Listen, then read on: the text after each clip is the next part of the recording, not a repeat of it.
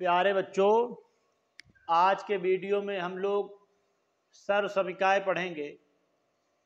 कक्षा 8 की किताब में ये इकाई 4 में है और सर्वसमीकाएँ हमारे लिए बहुत आवश्यक हैं।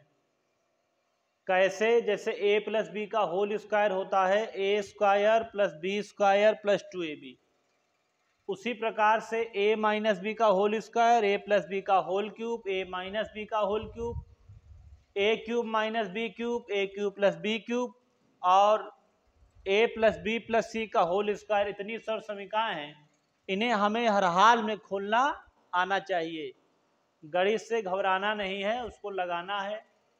प्राण बचाते रहोगे तो बेकार हो जाएगा सब। मान लीजिए इसको हमें एक कोई क्वेश्चन दे दिया जाए और सॉल्व करना हो।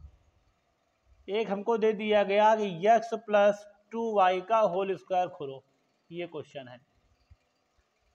तो बहुत सिंपल है, आप अपने a व b की पहचान कर लीजिए। ये हमारा a, ये हमारा b। तो a के वर्ग में हो जाएगा x का वर्ग और b के वर्ग में हो जाएगा 2y का वर्ग और फिर है 2ab। a तुम्हारा x हो जाएगा और b तुम्हारा हो जाएगा 2y। कोई समस्या नहीं। x का वर्ग x स्क्वायर ही होता है, कोई दिक्कत नहीं। 2y में 2 है, 2 का वर्ग पहले 4 कर देना और y का वर्ग y स्क्वायर हो जाएगा। यहाँ पर 2 2 जा 4, 2 दूनी 4 हो जाएगा। तो ये आ गया हमारा 4xy। लेकिन एक एग्जाम्पल और जो इससे ज़्यादा महत्वपूर्ण है, ये हमारा पहला एग्जाम्पल है और ये हमारा दूसरा एग्जाम्पल है।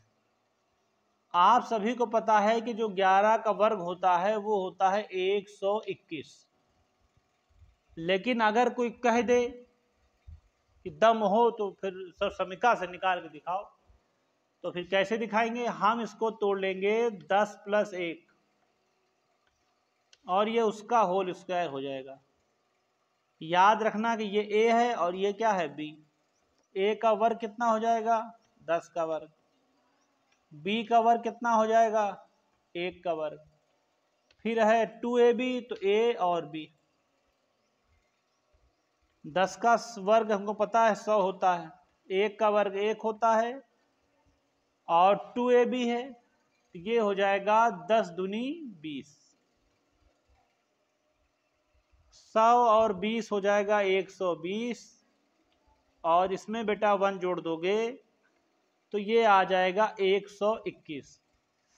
इसी तरीके से जितनी भी अन्य सर्वसमीकाएं हैं आज ही सीख जाएंगे, बिल्कुल ध्यान दीजिएगा। ठीक है, अब अगला बताते हैं। हाँ भाई, अब आगे की तैयारी शुरू। नेक्स्ट सर्वसमीका थी a माइनस बी का होल स्क्वायर।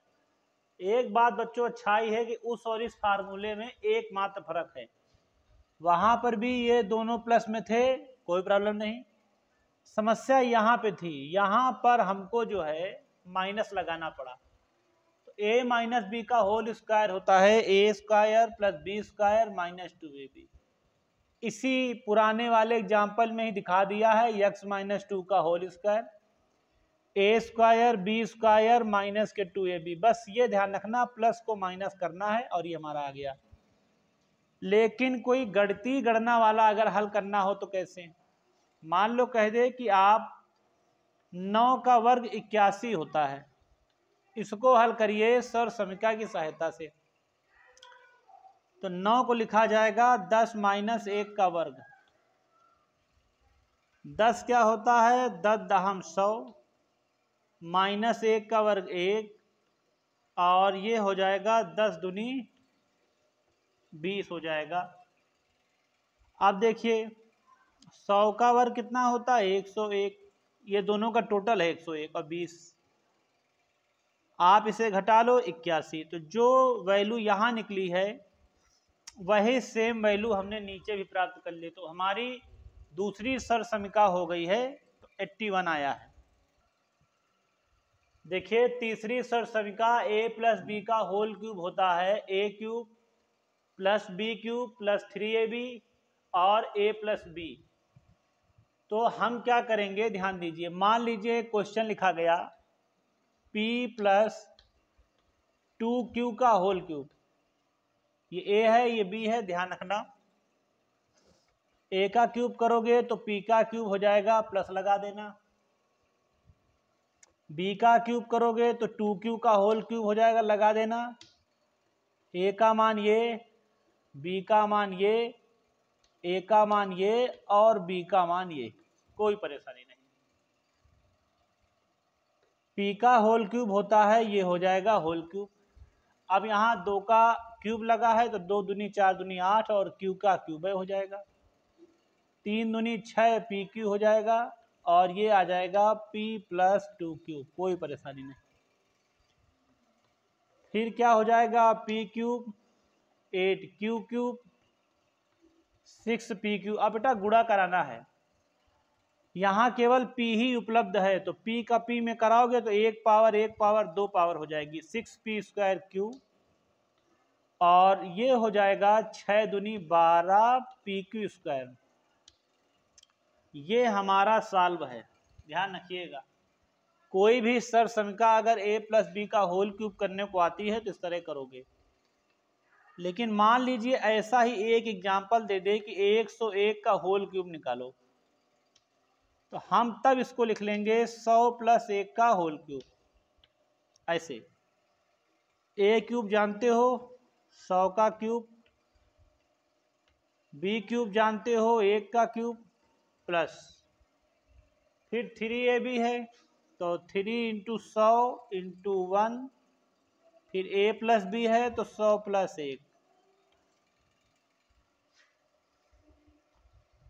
100 को 3 बार लिखने का मतलब होता है कि 2 0 फिर 2 0 और फिर 2 0, यानी 6 0। 1 का क्यूब 1, 3 का कराओगे 100 में तो 300 और 100 और 1 हो जाएगा 101। 1 2 3 4 5 6 + 1, यहाँ 2 0 लग जाएंगे, 3 का कराओ 3 × 9 3 0 3 × 9 3।